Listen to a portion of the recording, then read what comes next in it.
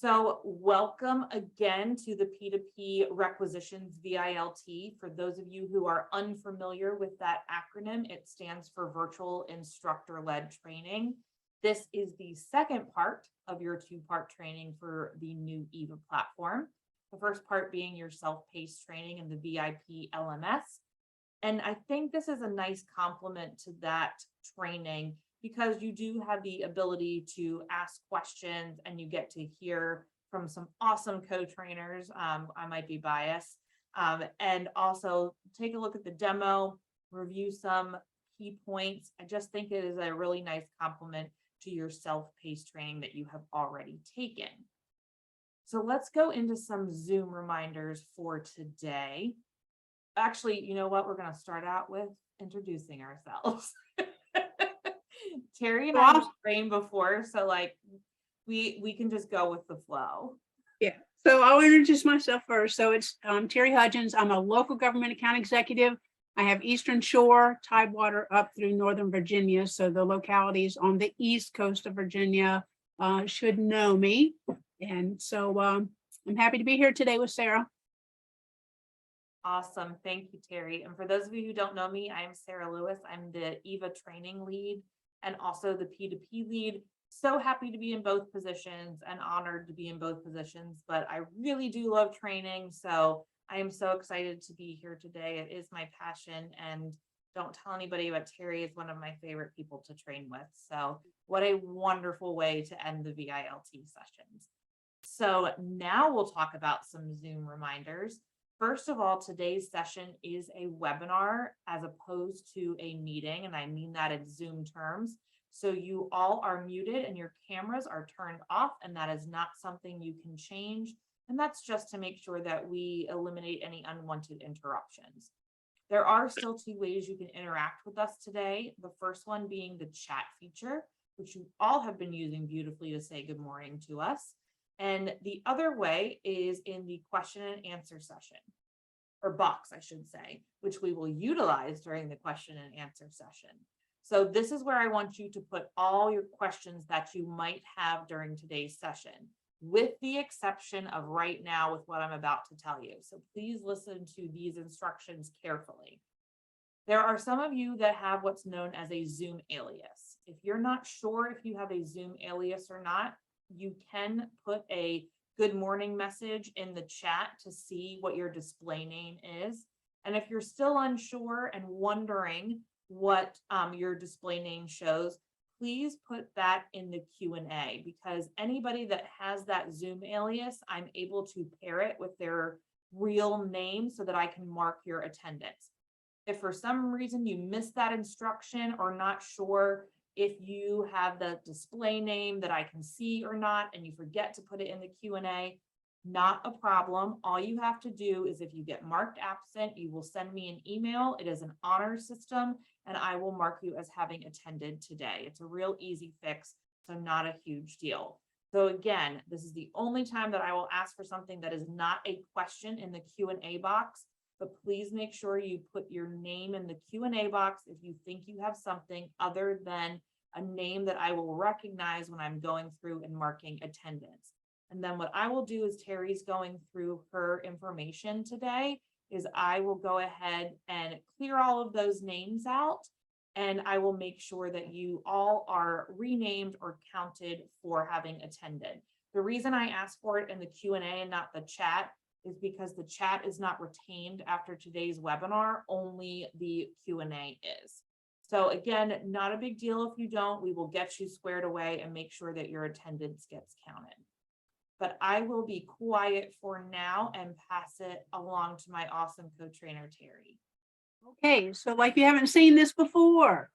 So we would like for you to tell us which describes you. So we're going to just do this first poll question. Are you a requisitioner, a requisition approver, admin, other, just to help us better understand who we're dealing with today.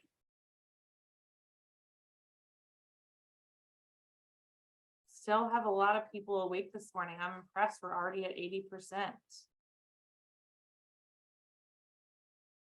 We have a big group of 87 people. So if we can get to 90, I'll be impressed, but not a problem. Okay, we're sitting steady at 87%, so I will end the poll and share the results.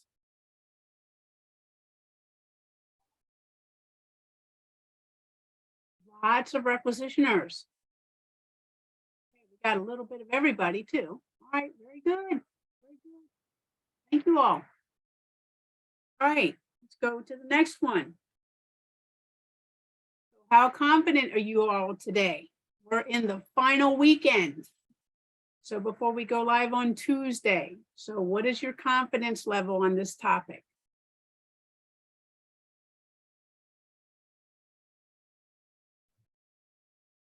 Already up over 80% again. You guys are on the ball today. Almost at 90. There we go. I will end the poll and share the results. Medium, that's good. That's good. All right, so your high ones are perfectly ready to go. And then we got a lot in the same mode that I am. I'm in a medium mode too. So hopefully that the low people will, feel better after this session. And, when Tuesday gets here, we're going to handle it. We're going to do fine. All right, final question right now. So that is in the chat. If you could say what you expect to get out of this session today.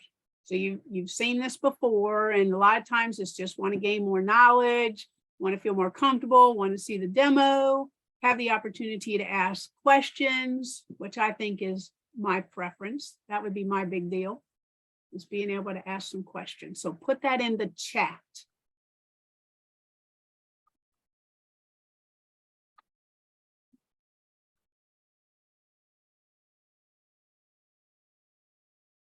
All right, better understanding. See the demo, familiarity. Yep, we're all kind of in the same place, aren't we? Getting more comfortable.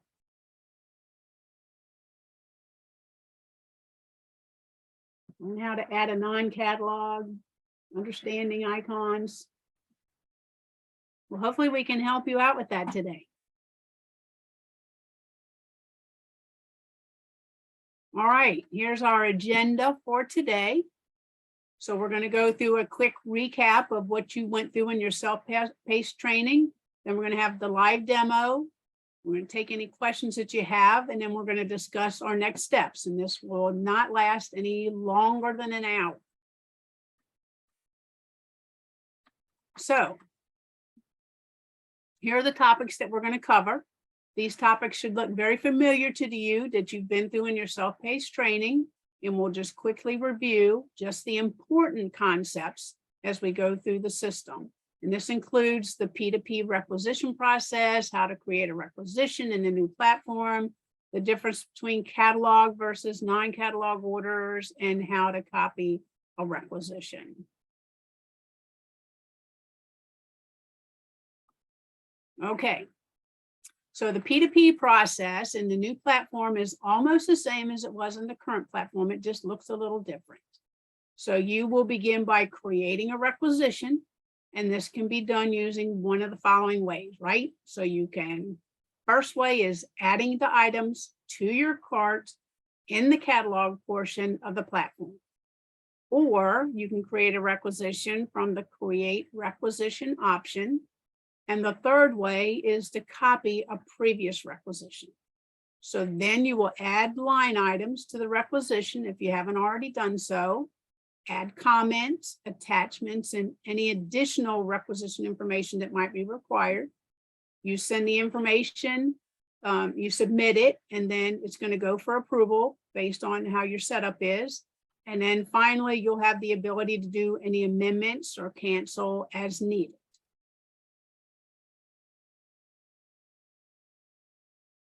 So creating a requisition, there are required fields that you need to fill out, and they're going to have asterisks beside them. Not very big asterisks, but little red asterisks. The screenshot shows the fields that are required for every requisition. Depending on your organization setup, you may have some additional fields. So the required fields for all users are the name, the organization, the type, the PO category, the requester, and the procurement transaction type. And some of these fields may already be filled out when you start your requisition. Now, the catalog items versus non-catalog items. So catalog items can be built in to EVA, or they are part of a punch-out catalog.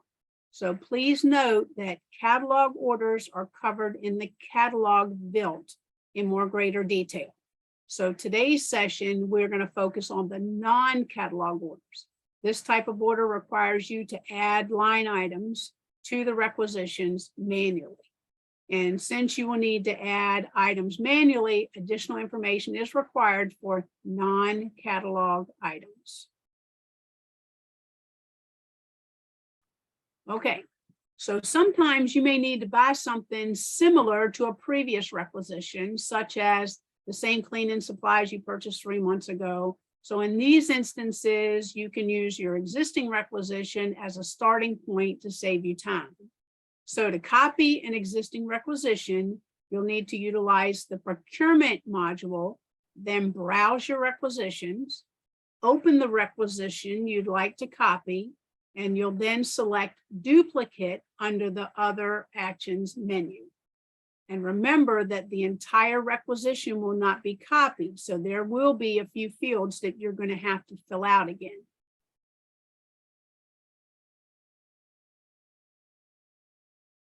So here's a quick question to get us in the right mindset before we dive into the demo.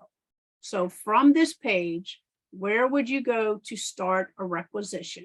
There are 2 correct answers.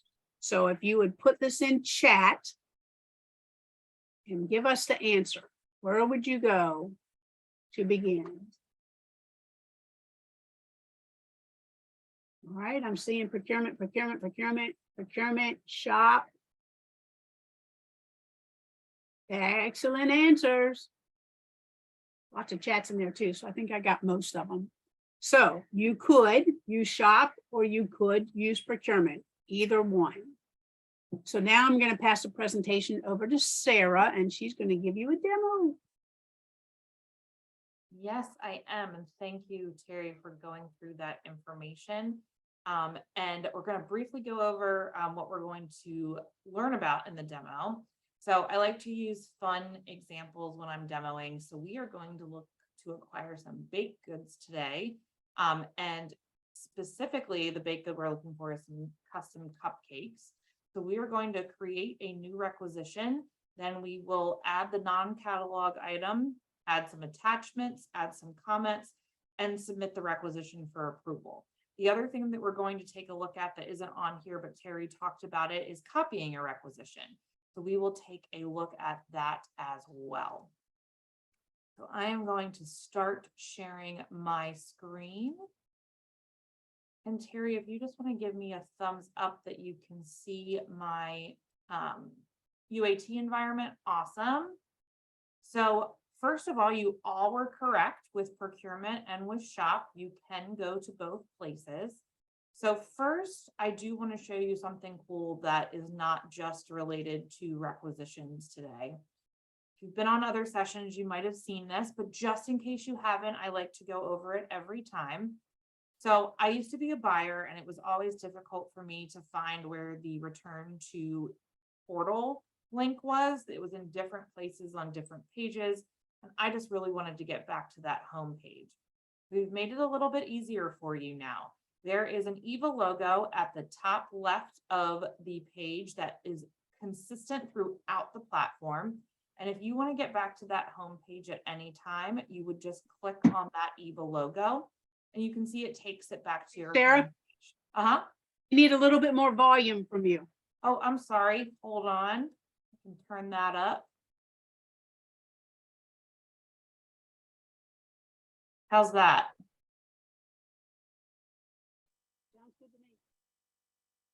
Hopefully that's a little bit better. Awesome. I'll also try to speak loudly as well, which I normally don't have a problem with. So and Terry, do you mind muting yours? I think when I turn it up, I get a little bit of feedback. Thank you, ma'am. And obviously unmute and tell me if there's anything else so I can fix it. So the other cool thing about the homepage is that it is completely customizable. And I will show you where that button is located. It is this little button at the top right that says Customize Dashboard when you roll your mouse over it. We're not going to go into how to customize the dashboard today because today we're talking about requisitions, but I did just want to show you that it's a cool part of the new platform that I like to point out to everyone. But as I mentioned before, and as Terry said, there are two options if you want to go about creating a non-catalog order. But we are going to go to procurement, and right under browse requisitions, we are going to click on create requisition. When you click on that, it brings up a requisition shell with relatively the same information you would see in the old platform. Like Terry said, it just looks a little bit different. So we're going to go over the header fields first. So you'll see that the first field that we come to is a required field. Like Terry mentioned, you see this red asterisk right here, meaning that it is required. So you will need to type a name in there before you submit the requisition. I would highly recommend that if you are not in the procurement department at your organization, that you check with them to see if there is a naming convention that they would prefer that you use. So maybe they want you to include the description of what you're purchasing and then the vendor. Maybe they also want you to include the quantity or period of performance. I would check with them. But for today's demo, I'm just going to do, I always type in Eva customer cupcakes. I think I want to send you guys cupcakes, which isn't a bad thing. And we're going to be ordering 48 of those today. Then we come over to the organization field. This will be defaulted to whatever organization you are a part of. So a required field that you don't have to fill in is always a good thing. Then we come down to type, and it will be defaulted to purchase. Again, another one of those required fields that you do not have to fill in. Then we come to PO category, which is required, and it's the first one that you have to put some data in. This is exactly the same as the way you would see it in the old platform. It just looks a little bit different. So you would pick whatever category is closely or applies to whatever you're purchasing is what I'm trying to say. So I have picked routine for this demo. Then we come down to the requester. This will always be defaulted to you because the system knows that it is you that is signed in. If you want to do an order on behalf of someone, this is where you can change that. When you change the requester from you to someone else, it will put them at the beginning of the approval flow because they need to know that someone is making an order on behalf of them, but it will also pick up their approval flow. So I did just want to mention those two things if you are used to doing orders on behalf of someone else. It's relatively the same the way it was in the old platform, but if you change it, it picks up them in the approval flow and it picks up their approval flow. Then we come to the reference number field. This is the first field that you see that does not have that red asterisk. It depends on what your organization wants to use this for, or even if they want to use it at all. It is a free text field. You can type in whatever you would like or whatever your organization prefers. Then we come down to the procurement transaction type. Just like PO category, it appears the same way it did in the old platform. So you can select the option that most closely aligns with what you're purchasing. I'm going to select supplies non-technology for the demo today. So that takes us through the required fields in the header. But here's what I want to pause and say. The way that your requisition header is set up and the fields that you see is dependent entirely upon your organization setup. So what does that mean? It means that you might see some additional fields that are required or some additional fields that are not required that you might need to fill in as part of your organization. It really depends on what the setup is. The reason I have these two header fields here is to show you an example of what that might look like. So everybody will have these fields at the top. And these might be optional. They're not necessarily going to be called header fields. You just might have some optional fields in your header, and that's what they will look like. We come down to the status, which is in draft, and you can't change it because obviously we're in a draft at this point because we haven't submitted it for approval. We're going to come back to the workflow preview and ad hoc button. So let's go down to the create blanket purchase order and bypass integration. Both of these are checkboxes. The first one allows you to create a blanket purchase order, and it is more complicated than what you are used to in the old platform. So it's not something that we are saying everybody should use on day one, because we really want you to get down the business practices that you do on a daily basis before you go into anything that's more advanced. But we wanted to let you know that it is available, it is there, but I would do some testing with it before you decide that you want to utilize that particular field. Once you get more comfortable in the platform, if you want to take a look at that, absolutely, we can help you with it. But again, we want to make sure that on day one, you are able to conduct your daily business to make sure that everything runs smoothly. But know that that is an option in the new platform. You also have the ability, if you are an integration or an interface agency, to select bypass integration. If you have no idea what I'm talking about, or you have no idea if you're an integration or interface agency, please check with your procurement department and they can tell you when they would like you to utilize that checkbox. So we will talk about this little comment box after we look at the line items. So I promise to come back to that and to the workflow preview. But first I'm going to scroll down and see, okay, where would I add a line item here? This is where I tell you that this is what's called a save to see other options system. It's not a technical term because I'm not super technical. It's a Sarah term. It just reminds me that if I'm not seeing something that I think needs to be there, maybe I need to hit the save button to see it. So let's hit the save button and see if other options appear on the screen. And you can see a lot of stuff, other stuff has opened up. So including the ship to and the bill to.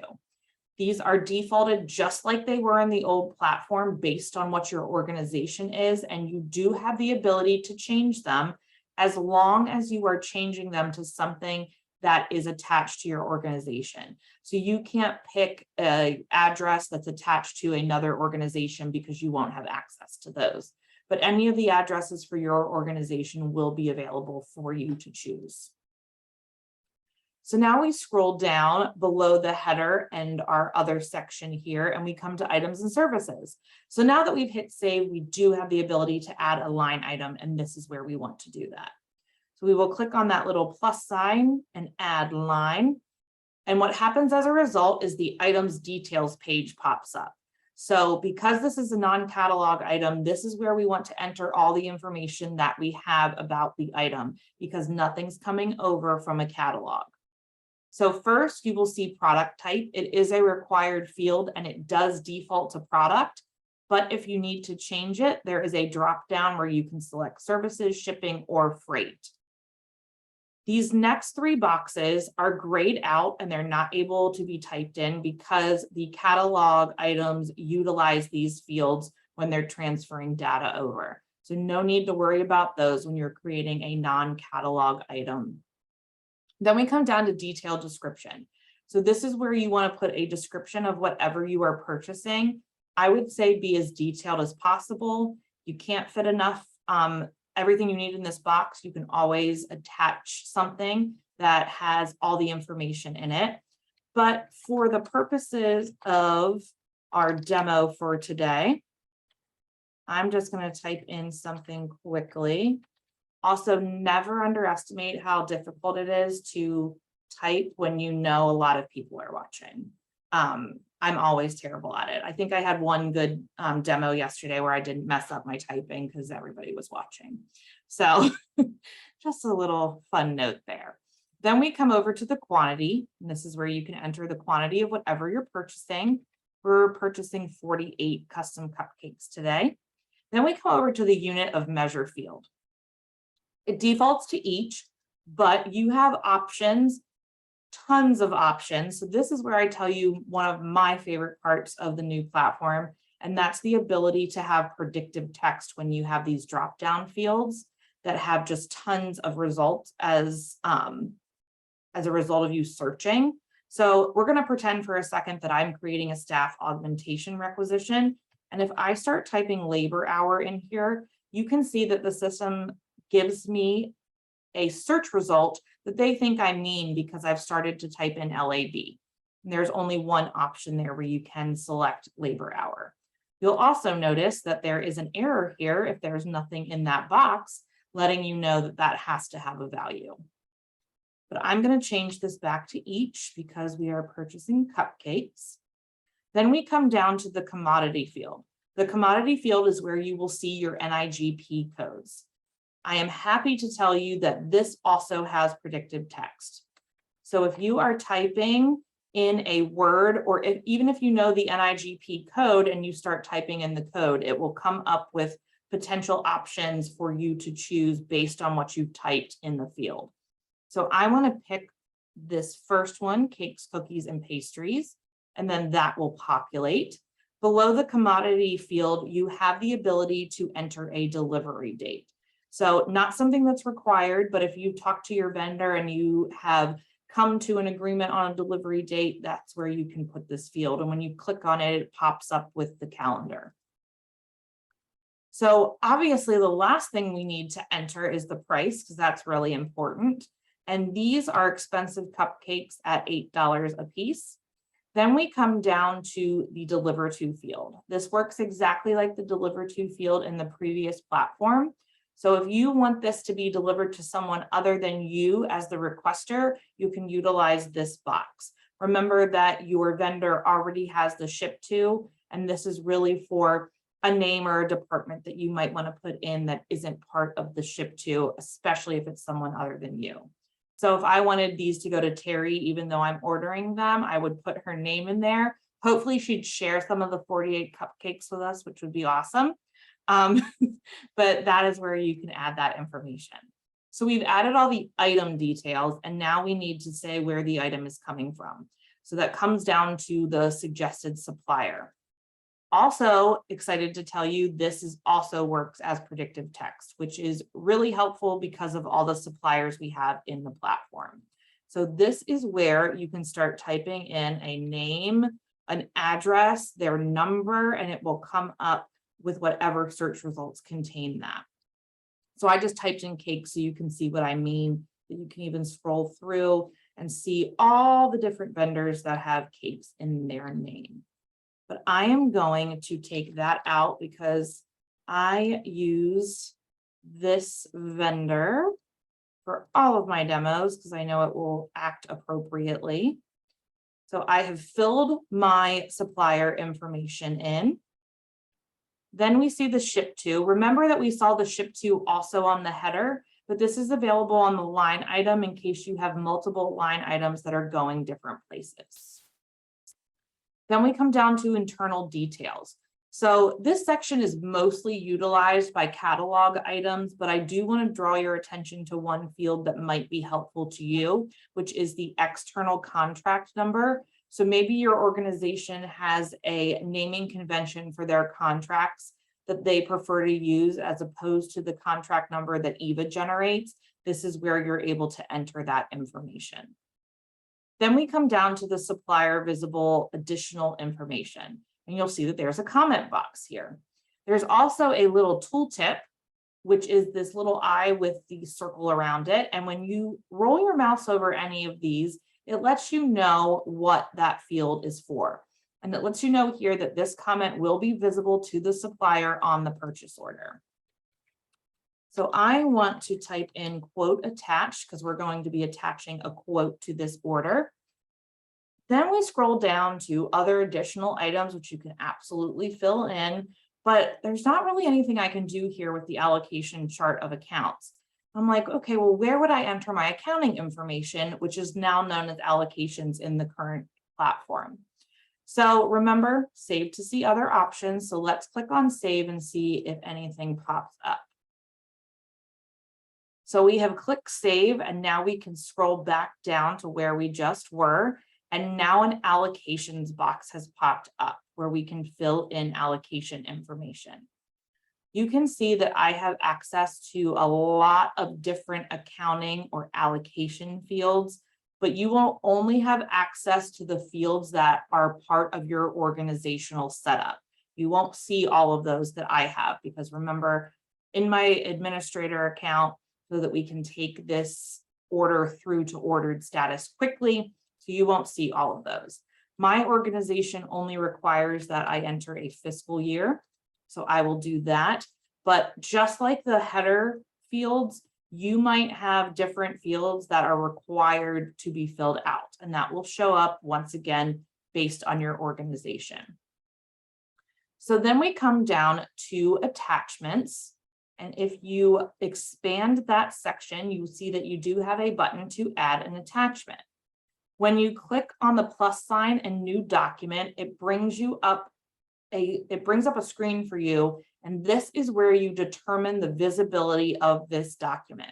So unlike the old platform where you were clicking whether you wanted an attachment visible to supplier, in the new platform, you are determining the visibility before you even upload the document.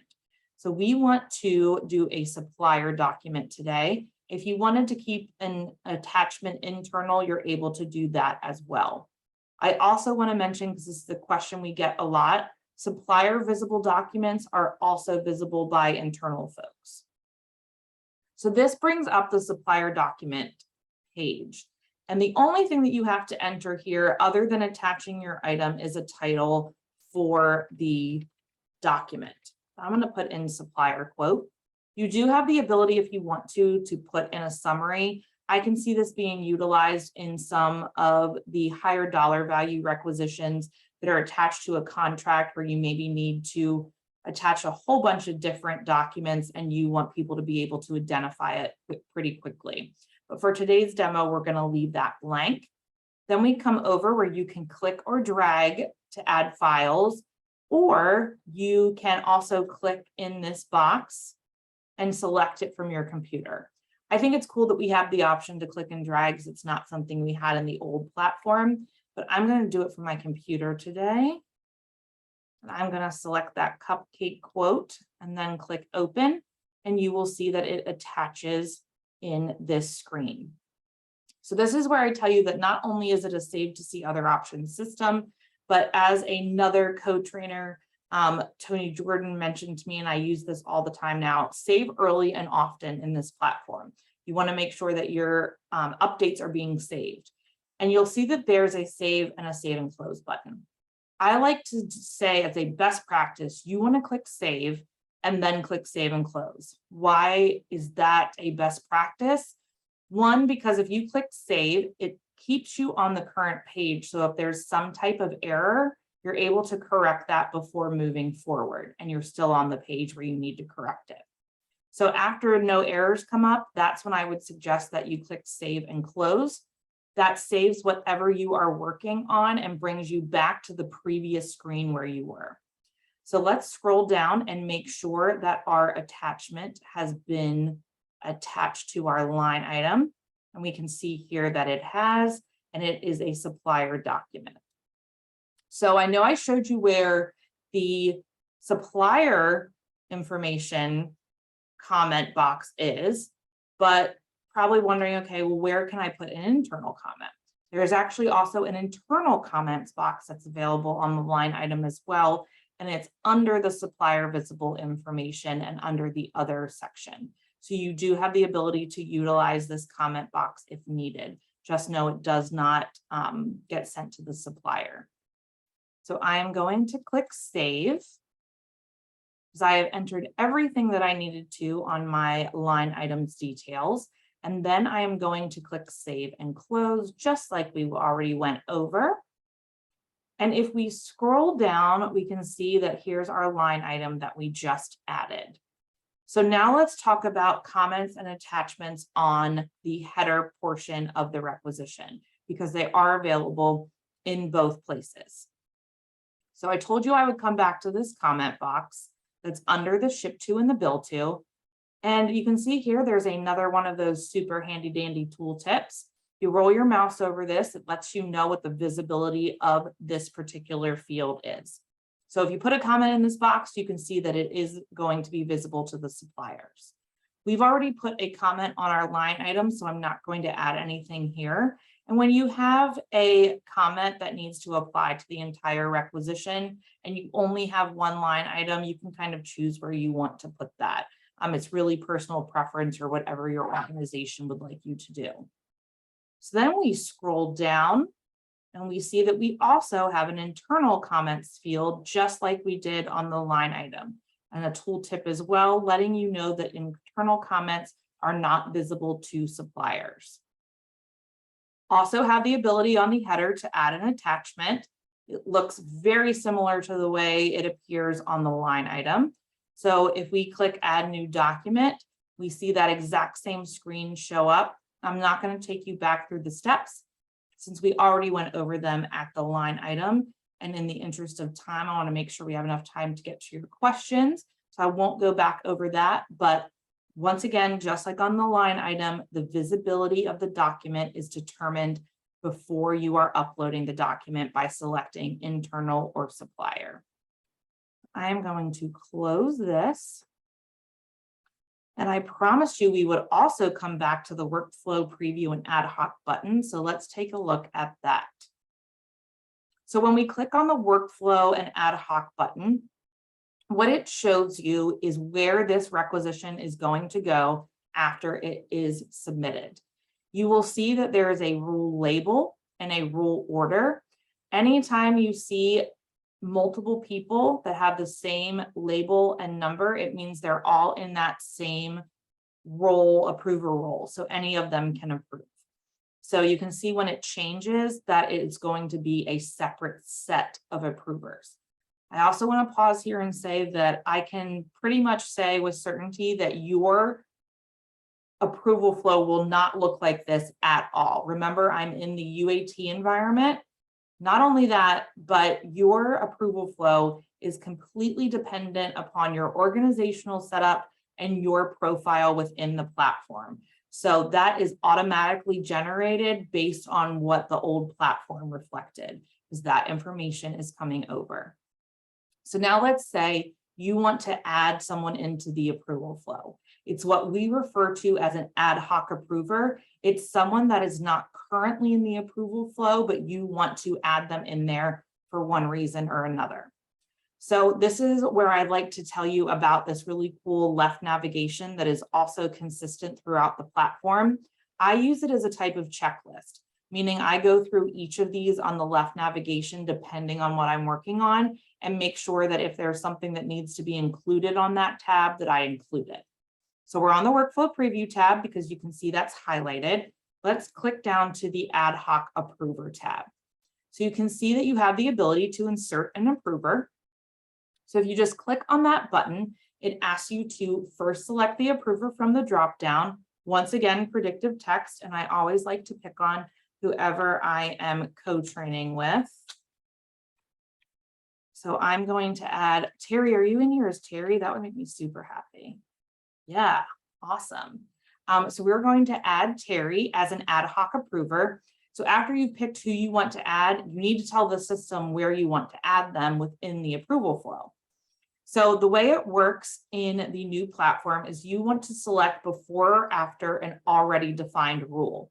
In case you forget what those are, they give you a little bit of a preview right here so you know exactly where you're going to be adding this person.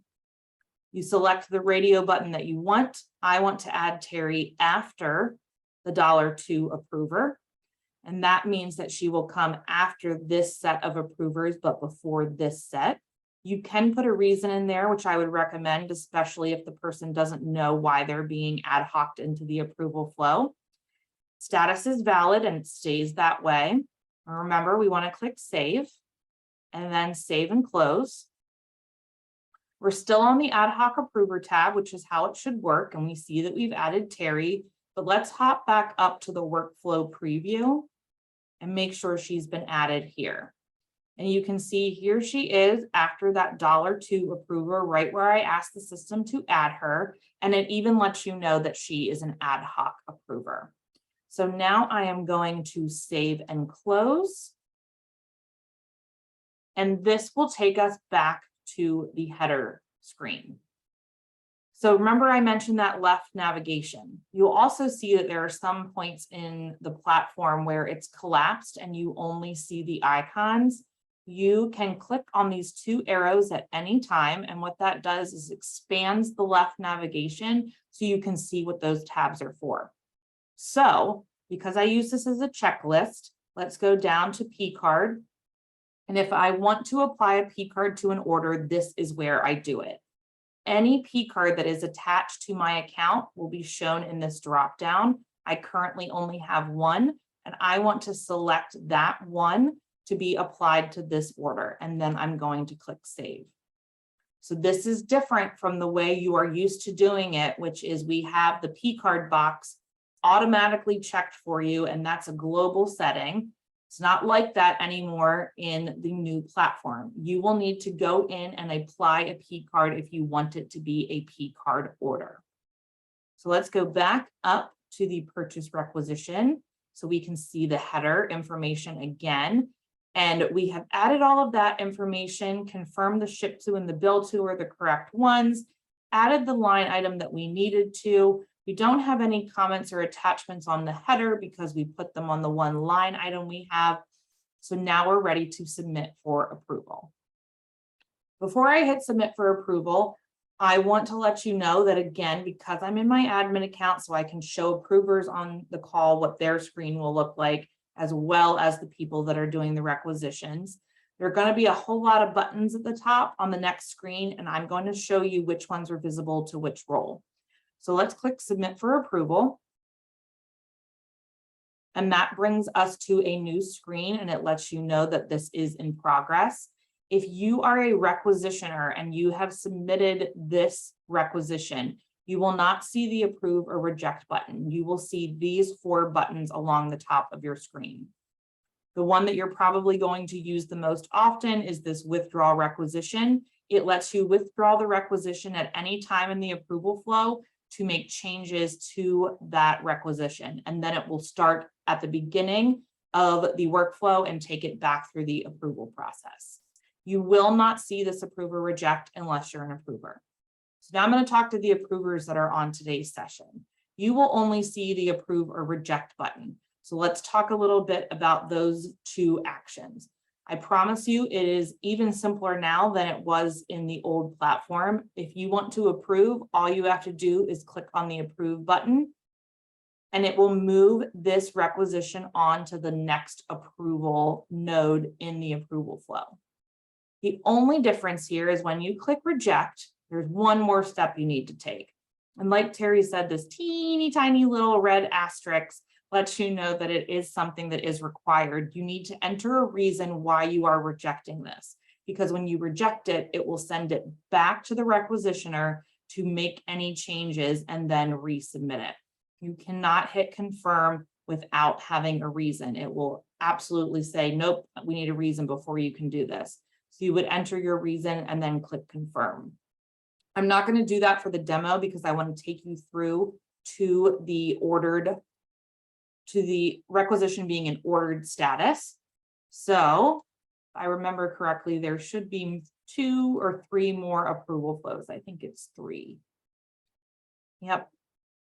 And this should automatically, because it's gone through the approval flow. And remember, I'm in my administrator account, so I was able to take it through the approval flow for demonstration purposes to show you not only what the approver sees, but so that you can also see the resulting purchase order. So at the top of your screen, you'll see that there is a PCO number that has been assigned to the order because we applied our P card. And then if we scroll down, you can always get back to the requisition at any time that you need to. It is always going to be in the header of that purchase order, and it's hyperlinked, so you can click on it at any time and it will take you back to that requisition. So that takes us through creating a non-catalog requisition And we not only added the line item, but we talked about attachments, we talked about comments, we talked about workflow, we talked about ad hoc approvers, and we talked about P cards. The last thing I want to show you for the demo is how to copy a requisition, because like Terry mentioned, maybe you're ordering the same things over and over again. You don't want to have to start from the beginning each time. So if you go to procurement and right above create requisition, you'll see browse requisitions. And it even has this handy dandy little checkbox where you can say, I only want to see my requisitions.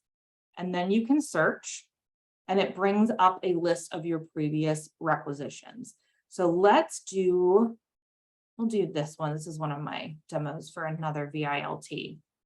You can click on any requisition that you want to copy and you can go to other actions, and under other actions, you can select duplicate. The system will say, are you sure you want to duplicate this? I do, so I'm going to click OK. And a copy of that requisition appears, and you can tell it's a copy of because it even has the name copy of here on the header. Now, like Terry mentioned, it is a best practice that you don't just submit for approval. And in a lot of cases, you might not be able to, because some of those fields might not be populated or copied over from the previous requisition. So it's always a good idea to go through and just make sure everything is correct, including your information on your line item and your allocation information and all the other good stuff that copied over before you submit for approval. But it works exactly the same way a regular requisition would if you were starting from the beginning, and you can click submit for approval after you've filled out all that information. So I know I went through that really quickly, but still talked a lot. I try to make sure that we get through as much as we can, but I'm going to stop sharing. I'm going to make one comment on there. So Sure. Whenever you copy over and it says copy, that's a good time to clean that up too, right? So take the copy off and then, put whatever new terminology you might want on that order. Absolutely.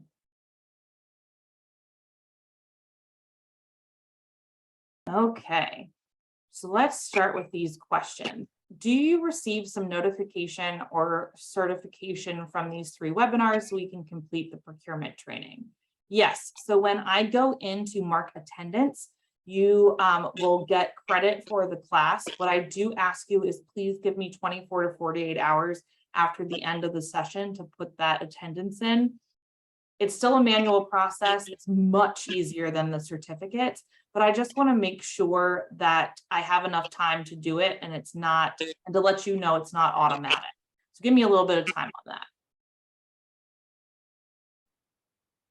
Is Ariba going away? How will the approvers be notified that there are requisitions needing their approval? So Ariba is no longer for us. It's still there, just not for Eva. So that system came down on Wednesday and it is not going to be part of the new platform. Approvers will get an email when something requires their approval.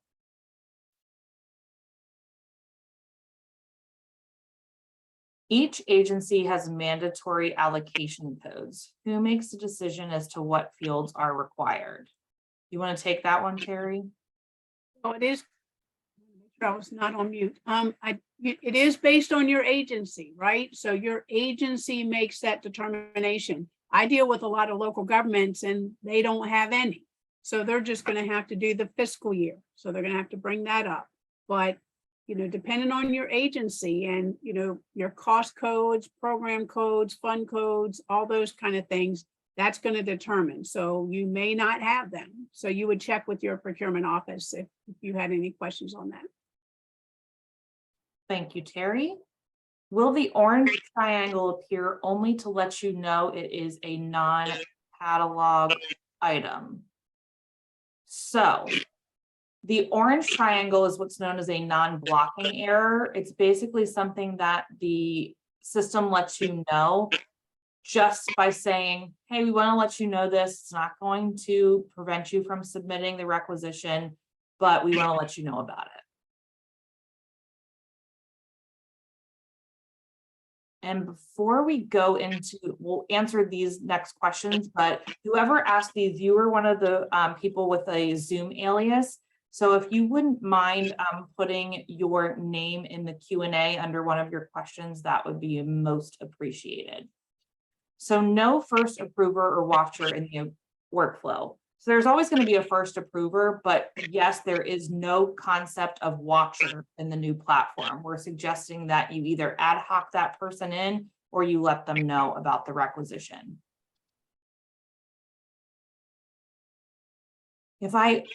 If I have only a buyer and business manager under workflow, but I want to add the warehouse manager as a watcher, how do I do that? So no watcher in the new platform, you would have to add them as an ad hoc approver or let them know about the requisition.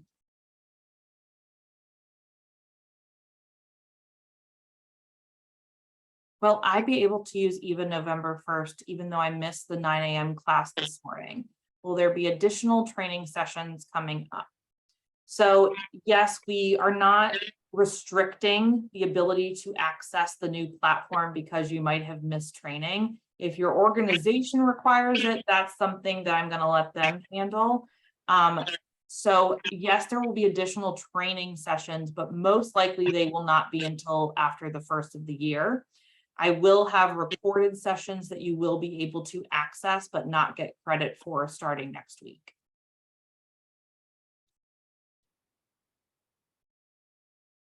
Where do we go to print the fully approved PCO? Great question.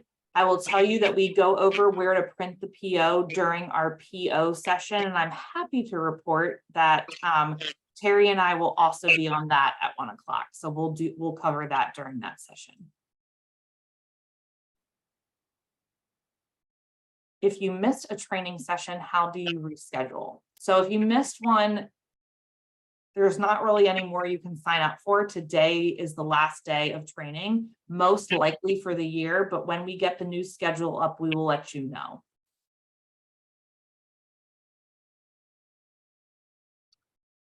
When you are listed as a watcher on a current order that has been partially received and are responsible for receiving that order, how will this transition into the new system?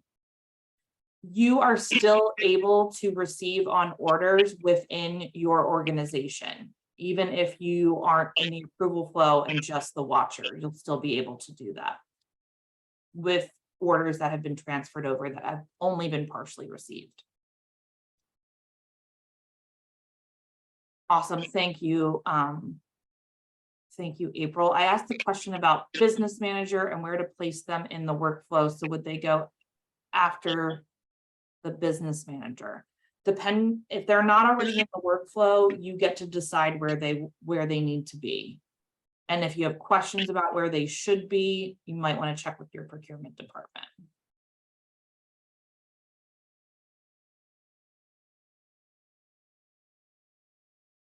How does someone get credit that hasn't been able to sign up, but they watched on my computer?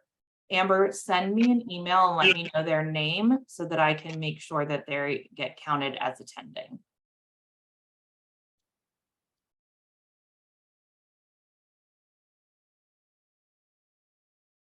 Ooh, I feel like we went through that super quickly. Sorry, I steamroll sometimes. I'm like full steam ahead. I will absolutely put my name or my email address in the chat. One more, where to find the link of the video?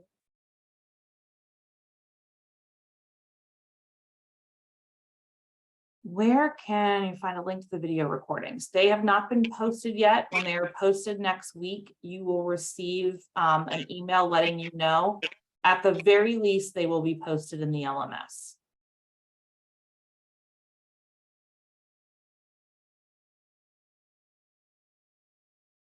Awesome. So Terry, do you want to bring up your slides again and we'll do the last poll question? I think so, you didn't see it.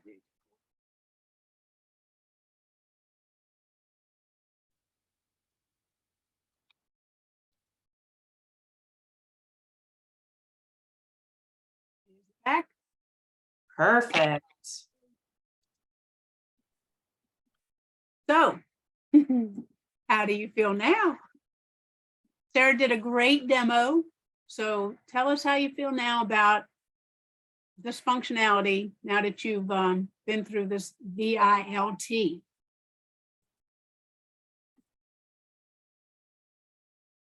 I might have bored some folks. We're only at about 70%. They went to sleep or went to lunch. All right, so Understandable. let's have a bunch of these. Awesome. Okay, we're at 80%, so I'm going to end the poll and share the results. Need to practice. I get it. Yep, I'm with you.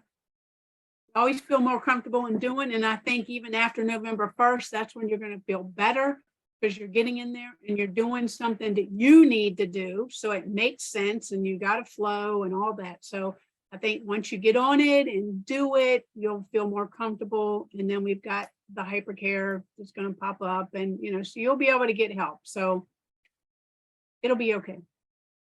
Yep, Just and I breathe. feel like I always need practice. Just breathe.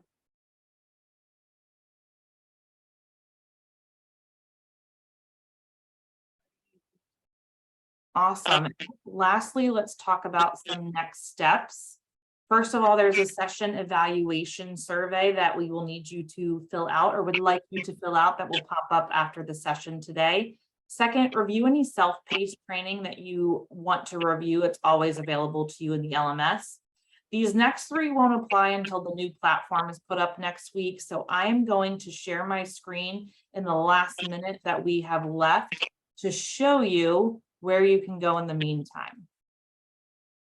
So you go to the EVA homepage, you will get this little under construction link, and you have the ability to go to buyers or suppliers resources. If you go to buyer training materials, you will see all of the quick reference guides that we have available. And you can see that there is one on P card management and also one for creating non-catalog requisitions, which is what we talked about today. So finally, I will say thank you so much to Terry as my awesome co-trainer, who you will see again this afternoon with me if you're on that session. I will say this again on that session as well. The DPS folks have a lot of stuff on their plate right now, and the fact that so many of them have been willing to not only train, but some train on multiple sessions, I just can't say how much I appreciate that. So thank you again, Terry. And thank you to all of you for attending and participating. I know it's tough on a Friday right before lunch. So thank you so much and have a wonderful rest of your day, or we'll see you a little bit later on the order session. Bye now.